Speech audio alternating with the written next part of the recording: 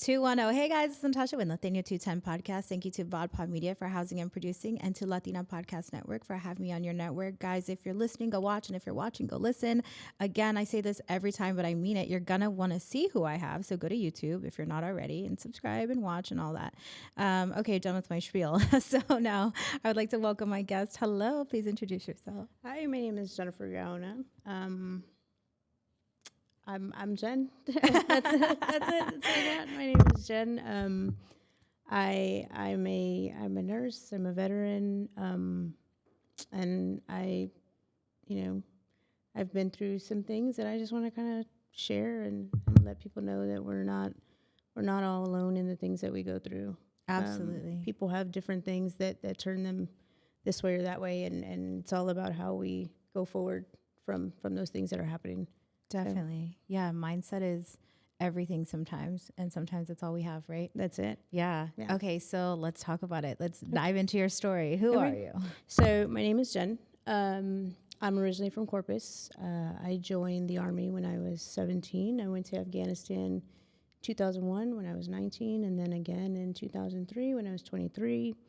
I got out of the Army in 2009. I did a whole lot of random jobs, UPS, and I actually worked at Circuit City like during the holidays, so that was fun.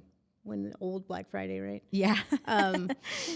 And I could never find something from the Army to civilian life. And so eventually I moved to San Antonio. I saw a commercial for nursing school. I took some medical classes in high school. And then I thought, let me try this out. It worked out. And now here I am 10 years later. I've got my RN. I've had experience in long-term care. I did 5 years hospice through COVID. And now I'm back in the skilled nursing world, kind of trying to figure out where I want to go from here. But I think with everything that I've been through, my passion and my drive has kind of changed in a totally different way. So hopefully, we can set out and help some people, maybe, just let them know that people go through things and we're not alone. Definitely. Even though we feel like it, you know. Yeah. So I know that we kind of talked about it off camera a little bit or touched on it. So you were in the military, which thank you for your service. Thank you. I'm actually, let me touch on you personally before I go into like a broad question, but what was that time like for you, those deployments? I like to call the Army the best, worst time of my life. Mm-hmm. You meet some of your best friends that, you never forget, that never leave your side. But you also have those moments that 20 years later, you're still like, man, how do we deal with this? How do we go forward? And for me, it took me 20 years to really realize that, hey, therapy is okay. Like letting these things out is okay. Mm-hmm. Asking for help is okay. Not being that strong person is okay. Mm-hmm. It doesn't mean we're weak. Yep. We just need a little help to process what we've actually been through. Yeah. Because it's always push it down, and then all of a sudden it explodes, which is basically what happened with me in the last, I'd say, year. Last year was really hard. That's when everything kind of came together with, me and my depression and things like that. Yeah. When you say explodes, do you mind kind of digging a little deeper into that, if you're okay with that? When you say explodes, like what does that mean, if you're okay? So for me, like I'll start, there's things that happen within your lifetime, so for me, the military, and then my brother was killed by a drunk driver.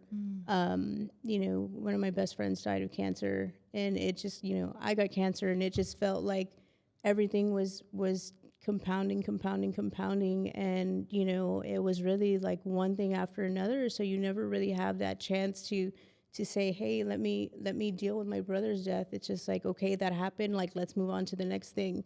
And eventually, all those things, you think they're deep down, but they end up on the surface. It came to the point where I would get home and my mom be like, hey, how's your day? And I'm like, out of my face. Like, I didn't even want to, like, Yeah. don't even breathe near me. And that's my mom, like how horrible was my mind that one of the people that mean the absolute most in my world, gets that from me. And that's when I kind of started to realize, like, hey, like, there's something wrong, because you can't even like breathe without getting angry. Yeah. And so I think everything in, the last year, my dad had gotten sick. He needed surgery. I started drinking more. You pop a pill here and there, and then all of a sudden you're just drinking every day, and, you're not taking care of your responsibilities. And then eventually I one day just started crying, and I didn't know why. I didn't know from what, but again, it was just everything.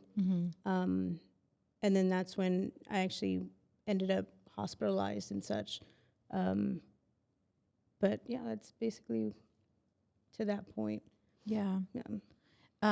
And for you to recognize that you needed help, that was self-recognition, or did somebody tell you? So for me, I feel like I kept feeling myself getting more and more angry, and I'm I was an angry person, but not to the extent to what I got to.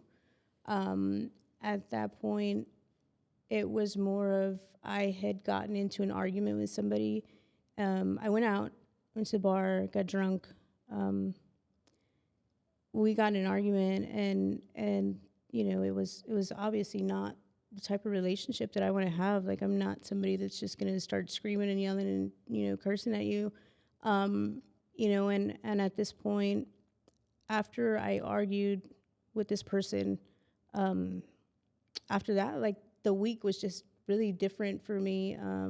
As a hospice nurse, the one thing, that I could always do, and you can drive up to a house, you put everything in your mind out. It doesn't matter who it is, what it is. Like, this person and their family are the most important people to you right now. And it got to the point to where I would drive up to a house and just be crying and crying. And it's like, hey, like, these people are having the issues, not you. And so I would have to drive around the neighborhood and gather myself, and then be like, okay, here we go. And that went on for like a week. And then, I called a friend of mine, one of my best friends, Val. I called her on a Friday morning, and I was like, hey, are you ever just tired? And she's like, sometimes. I'm like, okay. I was like, well, like, I'm just tired. And she's like, okay. And we left it at that, right? We went about our day. Still, like, I can't blink without crying, and I don't know what's going on with me. I just know that I'm upset, and it's just, I can't handle it. And so I called her early on that Sunday morning, and I'm like, hey, I'm tired.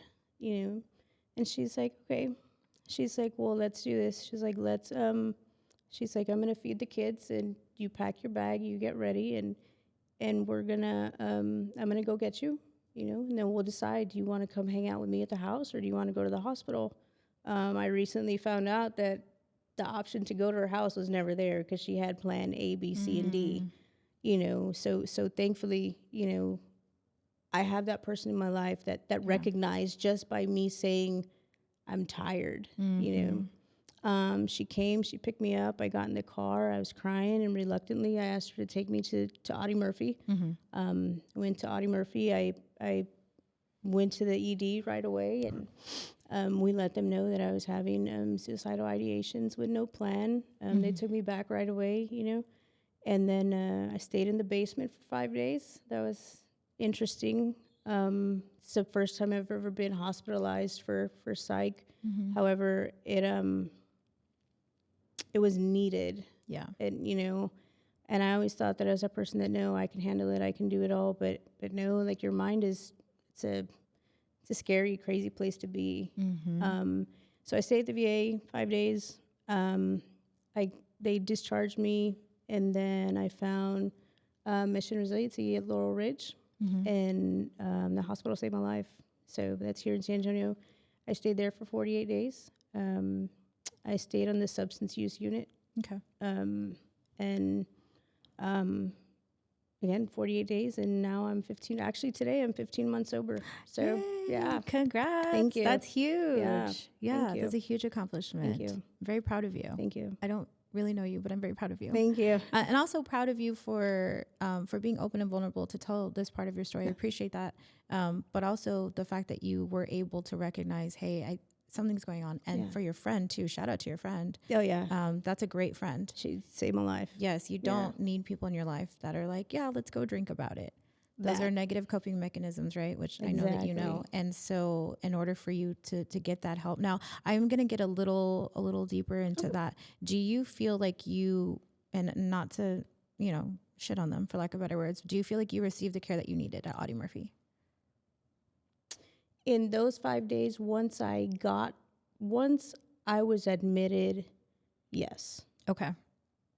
We did some med adjustment, and we both know with psych meds, it takes a little while to kind of, get going. But they did listen to me. The psychiatrists down there, they did listen to me. They did make adjustments, and then they did, get me in with the substance use clinic in order to give me that referral to go to Laurel Ridge. Good.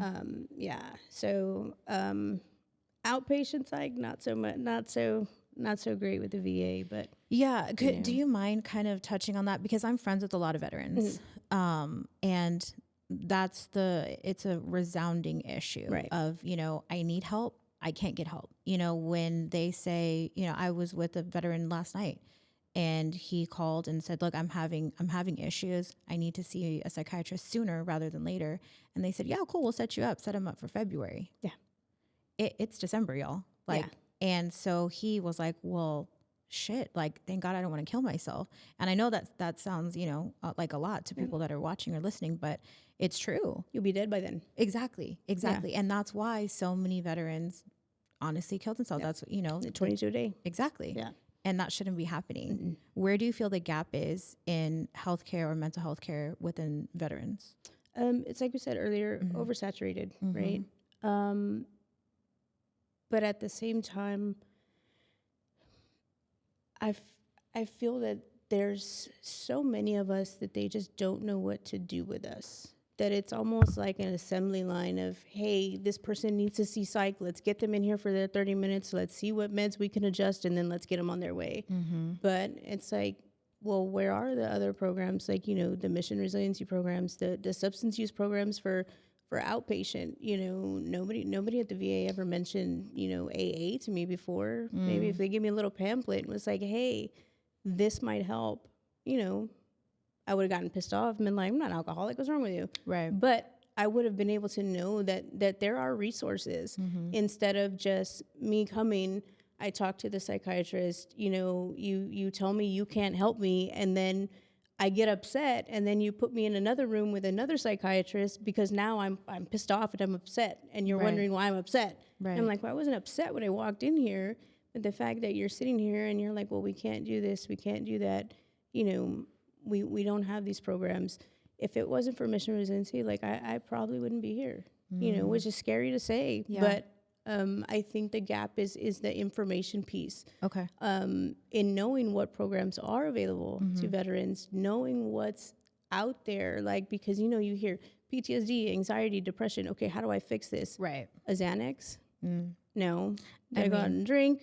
No. Yeah. You know what I mean? There's so much more. Right. And Laurel Ridge, mission resiliency, they gave me the tools to actually deal with the underlying issues that were causing the want to forget about everything. Right. And that's what I tell people about therapy. And I think everybody should have a therapist, every single person on this planet. And for people that are like, nothing's wrong with me. Sure. Okay. But we all deal with a minimum anxiety, right? Or stress in the workplace, whatever it is, or within family. So it's always good to have an unbiased opinion or unbiased somebody who can just be there and listen and talk you through these things. And I tell people it's like a tool bag, right? So you have tools. So when things are great, you're just you're gathering these tools, right, in your little bag. And then when things aren't great, wait, hold on, I have that. Now I know what to do with that. Now I know how to help myself. Yeah. a good example in that is for me, one of my favorite holidays is Thanksgiving, you know, and this past Thanksgiving is the first Thanksgiving probably in 20 years that I woke up sober because I didn't wake up in rehab, you know. And it was very overwhelming to be like, hey, let's, you know, we're going to go get along with the family. And, you know, I'm always the one drinking on Thanksgiving. And, you know, we got into voices got a little loud. It wasn't an argument or anything. Like the moment just got too big. And I was like, okay, like usually I'd be like, okay, y'all can go fuck yourselves. Where's my drink? You know? And this time I was able to say, okay, hang on. I stood up, I went outside, I walked down the street, I came back, sat right back down, and, you know, we were able to continue the conversation. And, you know, before I had those tools, I would have, like, the whole day would have been ruined. And, you know, it was a morning, you know, we had just gotten there. And so it was very interesting that, you know, to see, hey, you know what, the things that they've taught me, they do work. Absolutely. That was a big thing for me. That's huge. Yeah. Congrats on that. Thank you. Yeah, that is huge for people to be able to step back and be self-aware enough to say, hold on, something's going on. Yeah. I don't like the way that I'm feeling or potentially reacting. And so let me step away or do whatever it is that I need to do. Right. So congrats on that. Thank you. Yeah. So, okay. So you're a nurse. So being a nurse, I know that in healthcare too, and also me being a nurse as well and being in healthcare for a really long time, another potential issue is, I don't want to lose my license. I don't want to, you know, I don't want to get myself in trouble. And so I'm just not going to say anything. I'm going to keep drinking or keep doing drugs or keep, you know, dealing with these mental health issues. And because I don't want that like stamp, right? So what made you decide, you know what, F this, like I need to just take care of myself? So that came about really interesting as well. The fact that, you know, I couldn't function anymore, right? Like the one thing, I don't know about you, but the one thing I could always do is I can always be a nurse no matter what is going on in my life. And all of a sudden I just couldn't anymore, you know, and it came down to, okay, like you're not going to have a life to live to be a nurse if you don't figure out what's going on, you know, because I was just so sad and miserable. And so I think that really was my trigger as to say, like, there's something really going on because, again, for the past 10 years, I've just been able to truck through it all and always be a nurse. Right. And so when all this happened, I was very embarrassed, very ashamed. You know, I think a handful of people knew I was in treatment. You know, I kind of disappeared. And while I was in treatment, nobody really knew that I was there. And then when I got out of when we were in a group session in the outpatient program, they had asked one of the guys about like what's he gonna take back to his unit, right? Like what's he gonna take back that he learned? And he was like, I'm gonna take back that it's okay to ask for help. Like we're all struggling in a way, like it doesn't make us weak, you know? And he was like, and if 100 of them look at me crazy and I can save that one, you know, it makes sense. And then, you know, he thought about that and I was like, I'm so proud of you for thinking that. And then I'm like, hey, you hypocrite, like nobody even knows you're here. Like, you know what I mean? Like everybody thinks you're like this big, tough, strong person that just gets through anything and you've had all these things happen. But no, like you are struggling as well. Yeah. And so once that happened, I started to think, you know, okay, I'm a veteran, right? You go to your social media. I have a ton of friends that are, you know, were in the military with me a long time ago. We've all been out for a good while now. I'm pretty sure a lot of us needed help and weren't, you know, asking for it. Like, I mean, it took me 20 years, and now I talk to my therapist once a week, you know. Yeah.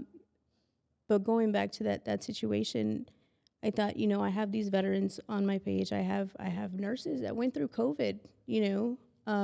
So I was a hospice nurse during COVID, and it's you see a lot and you don't have time to process.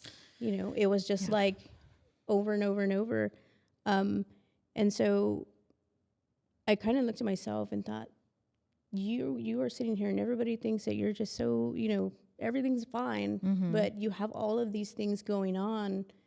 and it's okay to need help. Mm-hmm. Like, it's okay to show these people that it's okay. Like, there's no other way to say it. It's Right. okay to be vulnerable, Mm-hmm. you know, and it sucks being vulnerable, but man, it's freeing. Oh, yeah. Yeah. And I think that's something that society has taught us, and especially in America, of, you know, vulnerability not being the societal norm. Right. Right. But why not? Exactly. Right. Because what's the worst thing somebody can do? Honestly, worst thing, they can try to use your truth against you. But if you are comfortable within yourself and you know your truth, then it shouldn't hurt you, because words are words. You know what I mean? And especially if they come from somebody who doesn't know you and doesn't know your story, they really don't hold weight. Yeah. I was a COVID crisis nurse as well. So I was in New York for 3 months, and same. I mean, I say the same thing. It was the best and worst time of my life. Yeah. I'll never forget it. And I met some amazing people that I'll be friends with forever. And only we know what we saw. Only we know what we went through. But I mean, to this day, I don't think I've fully processed. Right. You know, and as even like a therapist, I'm like, ooh, have some stuff I should probably, I was going to say, I don't even think we've like touched on my coat. Yeah. Yeah. We haven't even gotten there yet. Right. Yeah. And so not only you have compounding things, like you're a veteran who went to war, you know, or you went overseas, did your deployments, and then you're a nurse, and then a nurse through COVID, you know what I mean? So you've been through it. Yeah. Yeah. So it absolutely is okay to not be okay. Right. And it's okay to ask for help. And I have just started being more open with, you know, how I feel and what I'm going through, and not necessarily giving details, because I don't owe anybody any details or explanation. But, you know, people will say, you know, oh, you look great. And I'm like, oh, thanks. And I jokingly, half jokingly will be like, oh, it's Ozempic and depression. Right. And then people are like, what? Yeah. But like, because why is it such a stigma? Right. Why is mental health such a stigma? Why is it so taboo to talk about? And then I'll say, yeah, no, honestly, I was going through it. Yeah. This summer, it was sad girl summer for me. It sucked. I cried every day. Would you know it if you looked at my social media? No.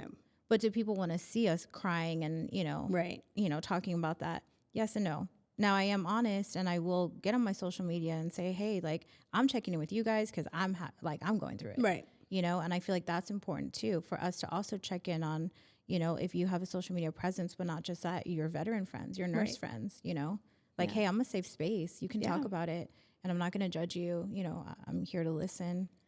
I think for me, doing this and telling my story and talking about things that I've been through, it helps me as well, you know, because it helps you learn to become even more vulnerable, you know, and it helps people around you think like, hey, you know what? If you want to be open about this, I can too, you know? And then I'm like, I read some of my stuff sometimes, and I'm like, Jen, like, get off your sobriety horse, blah, blah, blah. And I'm like, no, like, some people might need this, you know? And if you don't want to read it, don't read it. If you know, you don't want to be subject to it, don't. But if it's going to help that one person, then you know what? I'll post it 100 times a day. Yeah. You know? So I really like that the mental health aspect of life is starting to be talked about a lot more. And it's not, you know, like when we were younger, like, oh, grab the chancla and I'll give you something to cry about. Like, no, it's not that anymore. You know, it's like, hey, like, well, you're 5 and you're a human being and you have feelings. Tell me why you're feeling this way. And then we'll talk about it, you know, instead of like, no, push it down. And then 20 years later, you're in therapy every week and you know, drinking all the time. Exactly. So, yeah. Yeah. My parenting style is, I believe in autonomous parenting. So they didn't ask to be here. I brought them here, right? Selfishly, unselfishly, whatever. And not whatever, you know what I mean? And so I believe that each child that I have is a person, because they are. And so, okay, you're having these feelings. You want to scream about it? You want to cry about it? You want to talk about it? Either way, you got to get it out. Right. Let's start processing. Let's start figuring out how to communicate your feelings in any way, shape, or form that's healthy, right? And go from there. Yeah. Not just like, same thing. No. Oh yeah, I'll give you something to cry about. Yeah. Like, oh my gosh. Okay. Yeah. You know, like, no, I don't do that. But yeah, it's super important for us to, you know, lead our next generations into being able to be open and communicate. I agree. So yeah, what's your overall goal with you going through your journey and speaking about it now? Do you plan on like writing a book or motivational speaking? I think it's gonna go Well, first of all, one day at a time, right? Yes, for sure. One day at a time. But I do have hopes in sharing my story, whether that be in a book or motivational speaking. I'm trying to start, networking and see, where are the issues? Like, where can we help? Who can I get in touch with to kind of start hoping to make some changes, even if it's small ones, even if it makes it easier for the next person to come through here, even a fraction of the way easier than it was for me, or just to realize earlier that, therapy's okay. Like sitting here and talking about your issues, like you're not bitching, you're processing, you're not complaining, you're letting out your feelings, you're talking about how this is truly affecting you, I've thought about a book, but we'll see. Yeah. I mean, you definitely have a story to tell. Everybody does. Yeah. And so that's why I love my show and I love just talking to people. Yeah. And, getting to know people, but also getting to know the core of people. And that most people, like 99% of people I talk to, are not okay. Right. To some extent. But that's okay. That's you know, as long as there's dialogue, we're talking about it, we're understanding. Yeah. And just no judgment passed, no judgment passing whatsoever.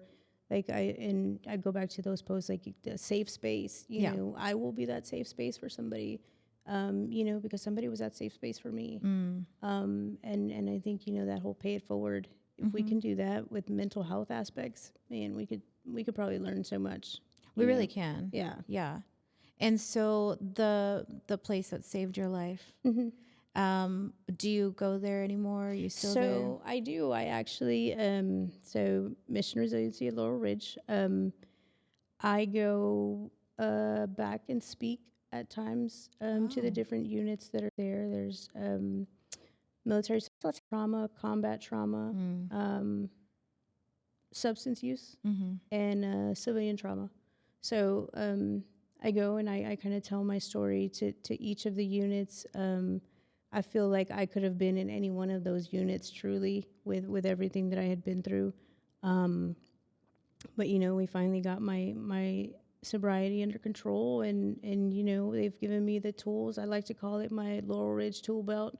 Pull it out and the therapist, the staff, everybody from the techs to the physicians. I mean, just amazing people. The people that you meet there, the other patients, I think I probably learned more from them than my therapist, Yeah. I mean, but to be open and to be vulnerable in a place like that, like that place really gave me the safe space to know that I could be vulnerable and I could be open and I could just completely break apart and it would be okay because somebody was there to help me. Yeah. In those deepest moments to process all of that, as opposed to sitting in my living room talking to you on the screen and then being like, okay, our 30 minutes is over. Let me just sit here and think about everything we talked about now. Right. Right. So yeah, it really gives you the tools to actually process what's happened and how it happened and why it happened and why, why what happened when you were 5 led to this at you 40, it's really interesting. But yeah, so I go back, I talk to them, and we have AA meetings there as well. So I go back and I do that, and hopefully I'll continue to do that because it's just, it's I can't even describe like how it feels to give back and to let them know like, hey, like I sat in that chair like right there, you know, the same thing that you just thought. I had that same thought the first day I was here. Yeah. And I think that really makes a difference, and I try to show a picture of, the day I got there and then when I left. And it's really, it's really eye-opening. Because it's empowering though. Yeah. And when you can see that, you see the difference. Because I can sit here and tell you my story all day long and you'd be like, okay, yeah. Then you see those pictures and you're like, well, my goodness, she was like, a skeleton and just dead in her eyes, you know, and now I've got hope and I've got more to look forward to. So, and you have life. Yeah. There's life in these eyes, breath of these lungs. Yes. So, yeah. And I'm happy that you're here. I am too. Thank you. Yeah. Now, one thing that kind of to go back to like the VA and veterans, because it's so important. Yeah. I also talked to a veteran yesterday. I'm a civilian. I've never been in the military. And so that was one of the questions that he kind of asked because I am a therapist. And so he said, well, have you ever been in? And I said, no, I have not. I've been married to the military, and which is very different. So I have a sense of understanding, but I'll never have the understanding, that you guys have. And he said, that was one of my issues with a prior therapist was that he said, I had one session and they quit because they started asking questions. And then he said, and then they weren't asking the right questions.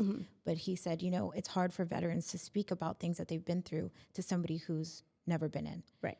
Do you feel that that's true as well? So I actually am glad you brought that up because I had a therapist at one point through the VA that it was during COVID.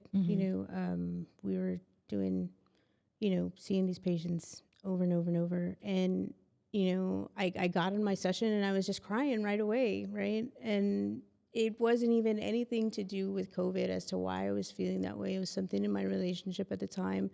And the lady asked me what I did, and I told her that I was a hospice nurse. And then she started, going into, oh, well, I've been wondering how this affects hospice nurses and funeral directors, right? And then she turned in the therapy session into an information session for her. Okay. Yeah, exactly, exactly. So I was like, okay, let's somebody else now. Thank you. Right. But it's like that's basically exactly what you just said. It was like, oh, well, this is going to make this patient more interesting. This is what I want to hear about. And it's like, we can talk about that later. Like, I need to talk about this right now. Right. So yeah, it's very, I don't know. I don't know how to describe it. It's not patient driven. Maybe you can say, I don't know if you would agree. It's not patient driven because they have for 6 weeks we talked about grief. And then once we talked about grief, they were like, well, what else do you want to talk about? And I'm like, well, yeah, we can talk about grief, but my brother died 5 years ago. What about the argument that I just had this morning that I'm upset about, you know? And it's like, well, no, we got to talk about grief. And I'm like, no, we don't. you know, I want to talk about my day and what is going on right now. Yeah. And I just don't think that their module is fit to that.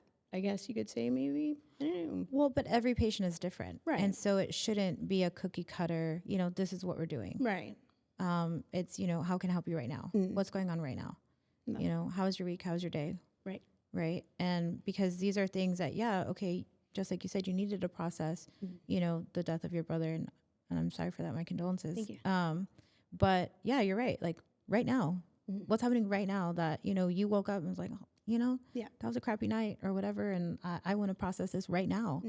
So for them to not allow you to do that because they were doing this cookie cutter thing is wild. That's that's one thing that I've noticed about it as well. So this gentleman that I was talking to yesterday specifically said, I've been to combat. And so when I was talking to the psychiatrist about the things that I've done, she or he, I can't remember, was just unable to handle that and quit, which is wild to me because, again, right, judgment-free zone. Yeah. And just like nursing, especially with therapy, anything that you feel, you personally feel, your personal thoughts, your personal opinions, doesn't matter. Out the window. That's it. So you're there to listen. You're there to help. Yeah. And so, and it drives me nuts because I'm like, hi, I'm here. I can help. But also I want to make sure that it's somebody who's going to be receptive as well. So how would somebody get past that potential barrier of, well, you're a civilian?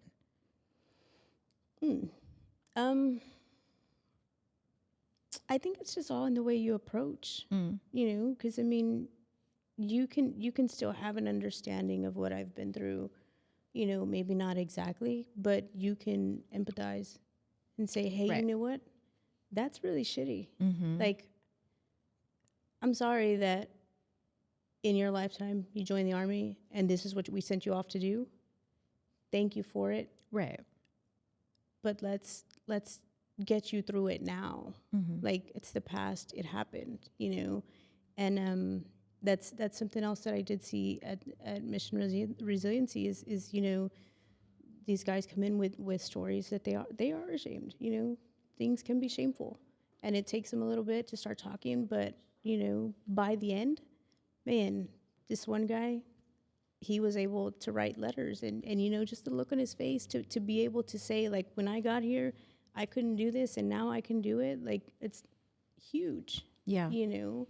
And again, judgment free is so important, and I think people fail so much in that, because it's like, hey, you know what? I'm gonna sit here. I'm gonna tell you my story, and I know, you know, normally you're gonna have all these judgments, but just, you know, for once, can I just be real and authentic with the way I feel? Right. You know, Right. I think one time me and my therapist had a session, and I was about to go off on a rant, and I was like, but I'm not gonna talk about that. And I was like, no, this is therapy. Like, we do talk about this. Like, this is what this is for, you know? Yeah. So, yeah. Now, do you feel like because of everything, you're also a better nurse? Everything that you've been through. Yes, I feel like through my brother's death, I became a better nurse for it. But I do think that now I realize that I was kind of using hospice to like cope with the death. And Interesting. You know, yeah, Okay. I made it a very big point to say, you know, I don't want this person to see their family member, you know, because my brother was, you know, they coded him and everything, you know, tubes everywhere. I don't want that for this person if I can help that. Yeah. Like, I don't want this person's daughter to walk in and see them that way. So I think I took it a little like too heavy, you know? Yes. But now that, you know, we went through, you know, therapy and processing my brother's death, it's not as heavy. You know, I don't feel that need to like be bedside and say, no, like, I got to make sure that at the time of death that this family knows, and if there's anything left unresolved, like, you know, I'm just like, sometimes it doesn't happen that way. Right. You know? So yeah, I think it puts me kind of in the family member side as well, you know, but it can be detrimental to the nurse, because you know, there are those cases where you're just like, I have to help this family. Right. And then you can't, I mean, you're only, you know, you can only do what you can do. Right. You know? So yeah. It also can cause burnout. Yes. And caring too much, I don't want to say is a bad thing, right? Because there's so many nurses that I've seen, worked with, met, that truly are burnt out emotionally. And so they're like, cool, another patient gone by. Yeah. I'm like, whoa, like, when did you use, like, you lose your like humility and humanity? You know what I mean? That's somebody's loved one. And they're like, yeah, next. And that's why I don't work for the hospital. Like, that was pretty short lived, honestly. I was like, no, I'm not built for this. Right. My heart is not built for this. Like, I cannot, you know, like, these are people. Yeah. And you've been around many, you know, and it's a really hard moment, and you're there, and they're never going to forget you. Right. They're never going to forget how you treated their family member, how you treated them. Yeah. You know, the way you reacted or didn't react, you know, you're forever embedded in their brain. Yeah. So it's a very important job. It is, yeah. And you know, that's, like I said, I think I just I at that point last year, maybe I was burned out too, you know, with my job. Now that you say it, you know, because it was just, you just get so invested, you know, and you want to get it right, because you only get to do it one time. Yes. You know, they only go one time. Yeah. And like I said, you don't want that family to feel, you know, the way your family felt. Of course. So yeah. Yeah. Any words of advice or words of wisdom that maybe you haven't said already to people out there watching or listening? I've learned that self-awareness and vulnerability are something that we think of as negative, very, very negative. Like, oh, you're weak if you're vulnerable, if you open up. And honestly, it's freeing. And for so long, I was very, you know, not sharing my story and just, you know, trucking along, you know, just going through the motions of everything. And my advice is to really sit down, find yourself a therapist that you really connect with. You know, that's something that I have found after these last 20 years. You know, I finally found a good one. So I guess I'll keep her around. Yeah. But the whole premise of we've said it's okay to Right. not be okay. Right. You know, it's okay to ask for help. It's okay to need help. It's okay to say I am not okay. Yes. And check on your strong friends. Yes. A lot of people say, you know, oh, check on your strong friends, but no, really, Seriously. yeah, Yeah. check on those folks that you know that they look like they've got it all together. You know, Yeah. if they get offended, you know what? I'd rather you get offended and get upset with me for asking than something happened and we just completely ignored it. For sure. You know, so yeah. Yeah. Well, Thank you for telling your story. thank you for allowing me to share it. Yeah, that's Yeah. I know it's a lot. And it's a little bit of a heavier episode, but in a good way. Yeah. We need to start talking about it more. I agree. Especially amongst, you know, our community, our population, you know, just anybody, everybody, men especially, you know, the whole like, no, that, you know, that makes me weak. No, it doesn't. Yeah, no. It makes you stronger, honestly. Self-awareness, I'm just gonna say self-awareness is sexy, okay? Because it is. Like if It's you, a bitch. That's what it is. you know what I mean? If you can be Yeah. like, actually, hold on, I think I'm feeling this because of this. Like Yeah. communicate, be self-aware, you know, learn to process Yeah. and get a therapist. And therapist shopping is a thing. It is. Please don't give up, y'all. Like if y'all are out there and y'all are like, oh, I saw a therapist 10 years ago, it didn't work out. Cool. Keep looking. It's like dating. Yeah. Like it truly is a relationship. Just keep looking until you find the right one, the right one. And then, like you said, like hang on to them. That's it. You know, don't marry your therapist, but you know, No, don't marry your therapist. But That's all kinds of other issues. it is. Yeah. But definitely find a great one. They are Yeah. out there. If you think they're not, keep searching, keep looking. If you have any resources, I'm happy to share them as well that I may not be aware of and vice versa, because, you know, we just need to get, you know, we need to raise awareness. Right. The information piece, I think that's a big piece that's missing, is the information piece of what's actually available. Because you think, you know, those simple things, depression, anxiety, okay, but there's so much more that goes into it's much more complex than that. So yeah. Yeah. Yeah. Definitely. And the depression, anxiety, and all of that are symptoms of what's, you know, there's so much at your core. It's an onion, right? So there's your core, and then these symptoms are on the top, but because there's so much beneath it that you've gone through and been through, that we need to get to that in order to fix this. Yep. So yeah. Peel it back. Yes. Yeah. And it's uncomfortable, but it's necessary. Very very uncomfortable. Yeah. Yeah. But definitely worth it. Definitely. Yeah. Okay. So how do people find you, or how do people reach out to you? If you want them to. That's a good question. For right now, actually, if we can, I don't have, this is my first podcast. Yay! So I know, thank you for having me. Of course. But if there's anybody that has any questions or anything, I'm sure they can leave you a little message, and then we'll get in touch, you know, and then next time I'll have something better. Definitely. All right. Well, thank you so much for being here. Thank you for having me. I really appreciate it. And guys, make sure that you follow. I'll tag her on everything. And then, reach out if you need help. Reach out to me if I can help. And I appreciate it. And I'm definitely going to follow your journey. Thank you. And wait for that book to come out, because it will. It's coming. something will coming. come. Yeah. All right. Thank you guys for watching. Thank you to Bob Pa Media for housing and producing again, and to Latino Podcast Network. And I will see you guys next time. Bye.